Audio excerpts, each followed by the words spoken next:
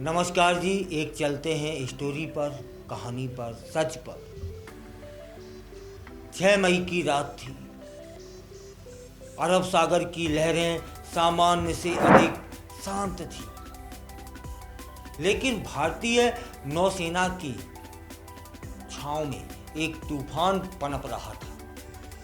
INS Vikrant के deck पर खड़े मिग-29 के फाइटर जेट्स सिर्फ उड़ने के इंतजार में थे।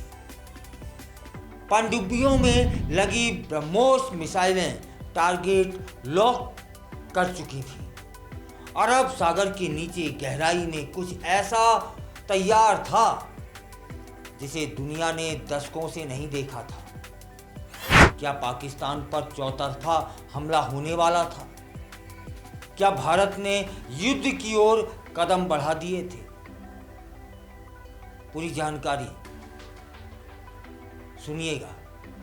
भारत की साइलेंट स्ट्राइक तैयार थी, जो बस एक आदेश से दूर थी। 22 जून 22 तारीख थी। जम्मू कश्मीर के पहलगाम में एक भयानक आतंकी हमला हुआ था, जिसमें 26 निर्दोष नागरिकों की निर्मम गोलीबारी में जान चली गई थी। भारत स्तब्ध था, लेकिन चुप नहीं। सैन्य और कूटनीतिक स्तर पर प्रतिशोध की योजना बनने लगी थी, और इसी के जवाब में लॉन्च हुआ था ऑपरेशन सिंदूर। भारतीय नौसेना ने तत्काल उच्च स्तरीय अलर्ट जारी कर दिया था।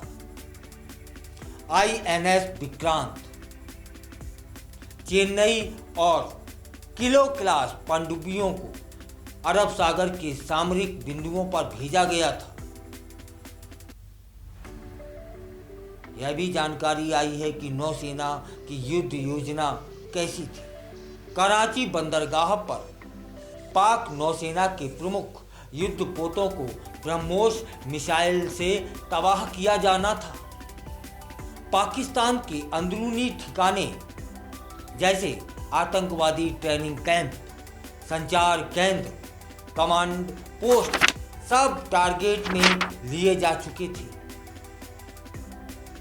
पनडुब्बियों से मिसाइलें जमीन पर मार करने के लिए स्टैंड बाय पर पहुंच चुकी थी। एयर डोमिनेंस सुनिश्चित करने के लिए मिग-29K ने पाकिस्तान की हवाई सीमा को घेर लिया था। एक टच से झुलस सकता था कराची बंदरगाह। नौसेना पूरी तरीके से ऑपरेशन स्टेज पर थी। बस अंतिम राजनीतिक अनुमति का इंतजार था। यदि आदेश मिल जाता तब कराची और ग्वादर के सामरिक ठिकानों पर क्रूज मिसाइल स्ट्राइक करती, पाकिस्तानी युद्धपोतों को बंदरगाह में ही डुबो देता, आतंकवादी प्रशिक्षण केंद्रों को एक साथ समाप्त। आईएनएस विक्रांत के मिग-29K विमानों ने पाकिस्तान की समुद्री गश्ती उड़ानों को रोक भी दिया। पाकिस्तान की नौसेना का विमान जैसे ही भारतीय नौसेना की सीमा में आता है, उसे भारतीय जेट ने सीधे ट्रैक करके वापस लौटने पर मजबूर कर दिया था। पाकिस्तान की पूरी नौसेना भैसे बंदरगाहों में छिप चुकी थी। ना तो कोई युद्धपोत निकला, ना कोई एयर इंटरसेप्ट। अब सागर में भारत की समुद्री शक्ति एक तरफा थी। भारतीय सशस्त्र बल तैयार थे। जमीन, समुद्र और हवा, हर फ्रंट पर। तभी संयम बरतने की नीति अपनाई गई। उद्देश्य था कि आतंक के खिलाफ करारा संदेश देना है, लेकिन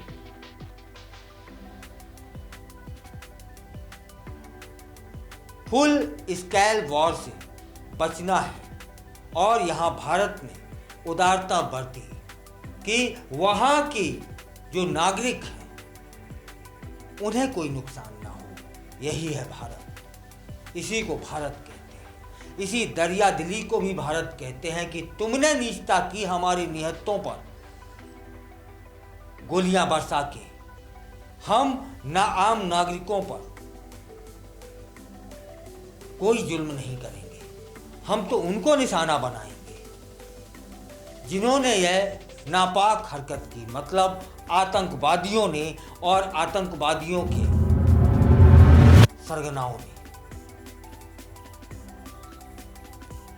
भारत ने पाकिस्तान की सामरिक स्थिति को पूरी तरीके से घेर लिया था। अगर देश के नागरिकों पर हमला हुआ तो जवाब सिर्फ सीमित स्ट्राइक करके दिया और उसे एहसास करा दिया कि हर मामले में भारत पाकिस्तान से बहुत आगे। 6-7 मई के बीच भारत ने सीमित लक्ष्यों पर स्ट्राइक की थी। 9 पाकिस्तानी आतंकी ठिकानों को एयर ग्राउंड मिसाइल अटैक में तबाह कर दिया था और पाकिस्तान ने क्योंकि बार बार उकसा रहा था, तब उसे एहसास कराना जरूरी हो गया था। अंतर्राष्ट्रीय स्तर पर भारत की रणनीतिक सूझबूझ और सैन्य ताकत की खुलकर सराहना हुई। विश्लेषक बताते हैं कि भारत अब केवल प्रतिक्रिया नहीं देता है, पहल भी कर सकता है। ऑपरेशन सिंदूर भारत की नई सैन्य नीति की एक झलक है।